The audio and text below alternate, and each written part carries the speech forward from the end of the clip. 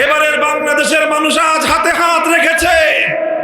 পুরনো দিনের দুর্নীতিবাজ লুটেরা আর কোন গোষ্ঠীকে তারা ক্ষমতার মসনদে দেখতে চায় না। তাই আমরা 11টি রাজনৈতিক দল আজকে হাতে হাত রেখেছি। টেকনাফ থেকে তেতুলিয়া গণজোয়ার সৃষ্টি হয়েছে। ইনশাআল্লাহ আগামী 12ই ফেব্রুয়ারি ব্যালটের মাধ্যমে গণভোটে হাকে যেমন জয়যুক্ত করা হবে, প্রতিটি আসন থেকে 11 দলীয় নির্বাচনী ঐক্যের প্রার্থীরা বিপুল ভোটে বিজয়ী হয়ে বাংলাদেশের ক্ষমতার পরিবর্তন ঘটবে ইনশাআল্লাহ। 11 দলীয় নির্বাচনী ঐক্য জোটের মনোনীত প্রার্থী বাংলাদেশ জামায়াতে ইসলামীর সংগ্রামী সেক্রেটারি জেনারেল, বাংলাদেশের রাজনীতির অন্যতম পুরোধা ব্যক্তিত্ব, দাড়িপাল্লার মনোনীত প্রার্থী, খুলনা 5 আসন ডুমুরিয়া ফুলতলার জনগণের জননন্দিত নেতা অধ্যাপক মিয়া গোলাম পরওয়ারের নির্বাচনী জনসভায় উপস্থিত সংগ্রামী সভাপতি, উপস্থিত 11 দলীয় নির্বাচনী ঐক্যের নেতৃবৃন্দ, সম্মিলিত এলাকাবাসী, ডুমুরিয়াবাসী ভাই ও বোনেরা, ইতিহাসের এক ঐতিহাসিক বাক বদলের সময়ে আমরা 11 ভাইয়ের মতো 11টি দল হাতে হাত রেখেছি, ঐক্যবদ্ধ হয়েছি। কোনো ব্যক্তি, কোনো দল, কোনো গোষ্ঠী, কোনো জোটের ভাগ্য গড়ার জন্য নয়, বরং বাংলাদেশের নিপীড়িত, অধিকার বঞ্চিত 18 কোটি মানুষের ন্যায্য অধিকার তাদের কাছে পৌঁছে দেওয়ার জন্য। বাংলাদেশের মানুষ অনেক লড়াই করে, অনেক সংগ্রাম করে তারা দেশের স্বাধীনতা অর্জন করেছে। 71-এর পূর্ব পর্যন্ত 214 বছর বাংলাদেশের মানুষ ভিনদেশী শাসকদের দ্বারা শোষিত হয়েছে। তাদেরকে শাসন করেছে ইংরেজ বেনিয়া, তাদেরকে শাসন করেছে পশ্চিমবঙ্গের দাদাবাবুরা, বাংলাদেশের মানুষকে শাসন করেছে পশ্চিম পাকিস্তানি খান পাঠানরা। আর প্রতিটি ভিনদেশী গোষ্ঠী এদেশের মানুষের অধিকার নিয়ে ছিনিমিনি খেলেছে। 1971-এর মহান মুক্তিযুদ্ধের মধ্য দিয়ে বাংলাদেশের মানুষ যখন স্বাধীনতা অর্জন করল, তাদের এক বুক ভরা স্বপ্ন ছিল, আশা ছিল যে এতদিন বিদেশি শাসকরা আমাদেরকে শোষণ করেছে, এবার আমাদের দেশি জাতি ভাইয়েরা আমাদেরকে শাসন করবে। সুতরাং এখন কোনো বৈষম্য হবে না, এখন কোনো জুলুম নির্যাতন হবে না, এখন আমরা আমাদের প্রাপ্য অধিকার থেকে আর বঞ্চিত হব না। এভাবে স্বাধীনতার স্বপ্ন নিয়ে যাত্রা শুরু করার পর 54 বছর অতিক্রান্ত হয়েছে বাংলার মানুষের। এখন সেই চাওয়া পাওয়ার যদি হিসাব মেলানো হয়, কি দেখা যায়? দেখা যায় এদেশের শাসকের পরিবর্তন হয়েছে, শাসকের গায়ের চামড়ার রং পরিবর্তন হয়েছে, শাসকের ধর্ম পরিবর্তন হয়েছে, শাসকের জাত পরিবর্তন হয়েছে, কিন্তু শোষণের পরিবর্তন হয় নাই। বরং আগে যারা শোষণ করত তারা বিদেশি শাসক ছিল। বিদেশি শাসকরা আমার দেশের জনগণের অধিকার এবং তাদের ন্যায্য সম্পদ লুটপাট করে নিজেদের দেশে নিয়ে যেত। আর স্বাধীনতার পর থেকে আমার দেশের শাসকরা আমার দেশের জনগণের সম্পদ লুটপাট করে বিদেশে পাচার করে। এভাবেই বাংলাদেশের মানুষের অধিকার নিয়ে যখন ছিনিমিনি খেলা হতে শুরু করলো, চলতে লাগলো, চলতে চলতে ভাতের অধিকার হরণ করার পর ভোটের অধিকার হরণ করা হলো। ভাত আর ভোটের অধিকার হরণ করে এদেশের মানুষের মান সম্মান ছিনিয়ে নেওয়া হলো। এদেশের মানুষের ন্যূনতম বেঁচে থাকার অধিকারটুকু পর্যন্ত বাংলার 55,000 বর্গ মাইলে মুখ থুবড়ে পড়লো। গোটা বাংলাদেশ এক মৃত্যুপুরীতে পরিণত হলো।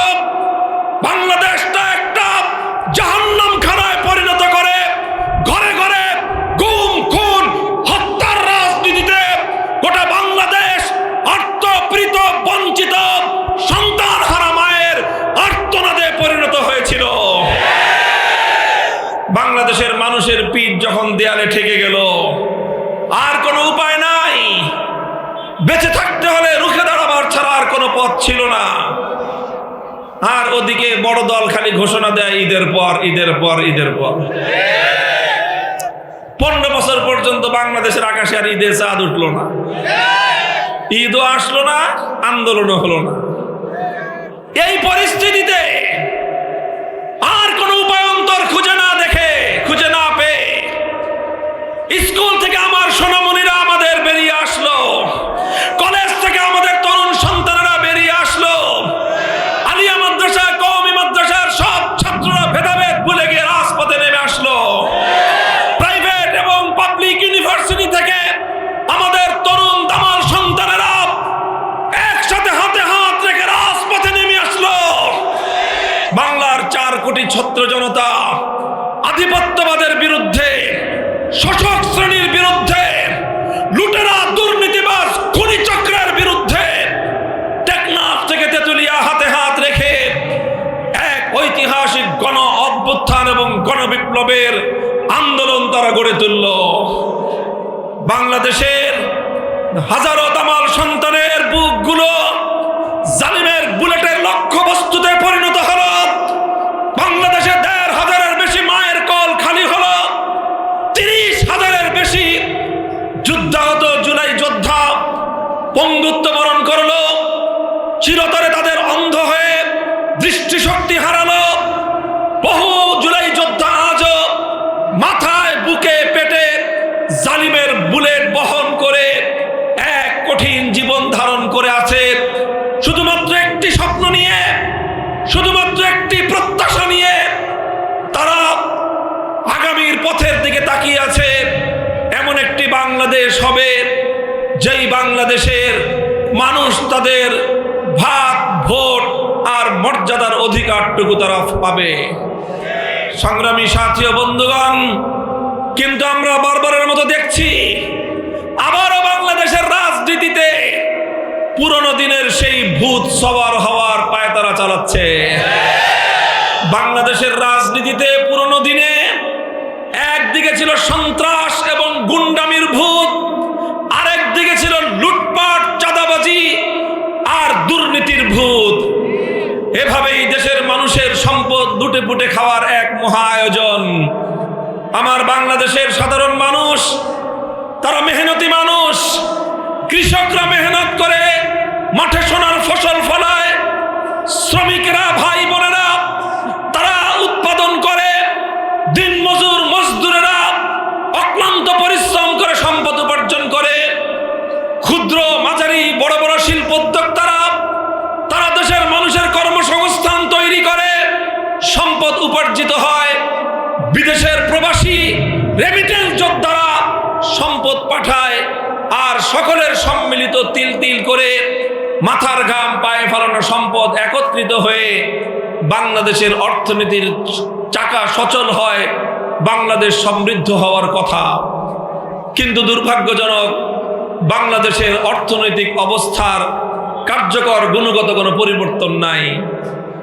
কারণ 5 ভাই বোন মিলে সারা দিনে আমরা যা কামাই, হঠাৎ রাতের অন্ধকারে 5 মিনিটে এক ভাই ছো মেরে নিয়ে সব চুরি করে খেয়ে সাবার করে দেয়। 5 ভাই বোন যতই কামাই করেন, একজন যখন সব চুরি করে নেয়, সেই সংসারে কোনোদিন সচ্ছলতা আসতে পারে না। তাই আজ বাংলাদেশে একই অবস্থা হয়েছে।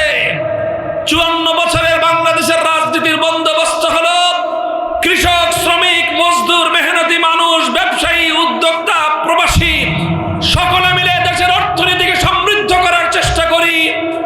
আর দুর্নীতিবাজ রাজনীতিবিদরা ক্ষমতায় গিয়ে তারা বছরে বছরে কোটি কোটি টাকা, লক্ষ কোটি টাকা বিদেশে পাচার করে। এবারের বাংলাদেশের মানুষ তাই আজ হাতে হাত রেখেছে। এবারের বাংলাদেশের মানুষ আজ হাতে হাত রেখেছে। পুরনো দিনের দুর্নীতিবাজ লুটেরা আর কোন গোষ্ঠীকে তারা ক্ষমতার মস্তদে দেখতে চায় না। তাই আজ আমরা 11টি রাজনৈতিক দল,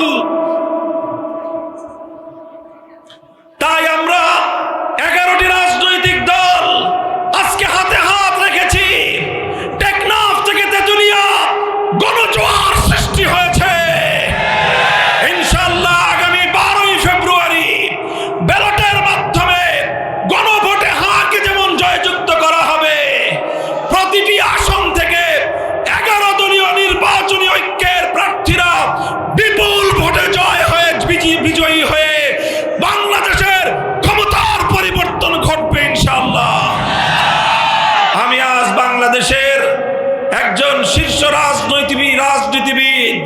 বিশ্ব ইসলামী আন্দোলনের অন্যতম নেতৃস্থানীয় ব্যক্তিত্ব, 11 দলীয় নির্বাচনী ঐক্যের অন্যতম শীর্ষ নেতা, বাংলাদেশ জামায়াতে ইসলামীর সংগ্রামী সেক্রেটারি জেনারেল জনাব মিয়া গোলাম পরোয়ার সাহেবের হাতে ইনসাফের প্রতীক দাড়িপাল্লা তুলে দিয়ে আপনাদের সকলের কাছে আহ্বান জানাবো, ইনশাআল্লাহ 12ই ফেব্রুয়ারি বিপুল ব্যবধানে দাড়িপাল্লাকে খুলনার 5 আসন থেকে সংসদে প্রেরণ করবেন ইনশাআল্লাহ।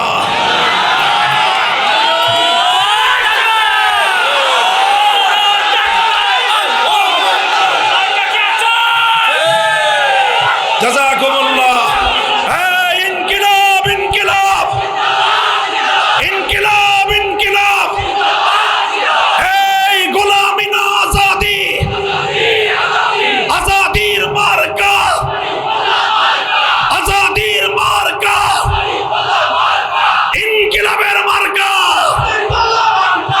ইনশাআল্লাহ আগামী 12ই ফেব্রুয়ারি বাংলাদেশের ইতিহাসে এক নতুন অধ্যায় রচিত হবে ইনশাআল্লাহ। 18 কোটি মানুষের ক্ষমতা প্রতিষ্ঠিত হবে ইনশাআল্লাহ। দুর্নীতি, লুটপাট, গুন্ডামি এবং সন্ত্রাস বাংলাদেশের রাজনীতি থেকে চিরতরে বিদায় নেবে ইনশাআল্লাহ। নাসরুম মিনাল্লাহি ওয়া ফাতহুন করিব। আল্লাহর সাহায্য ইনশাআল্লাহ সমাগত, বিজয় আমাদের ইনশাআল্লাহ অবশ্যম্ভাবী। আসসালামু আলাইকুম ওয়া রাহমাতুল্লাহ।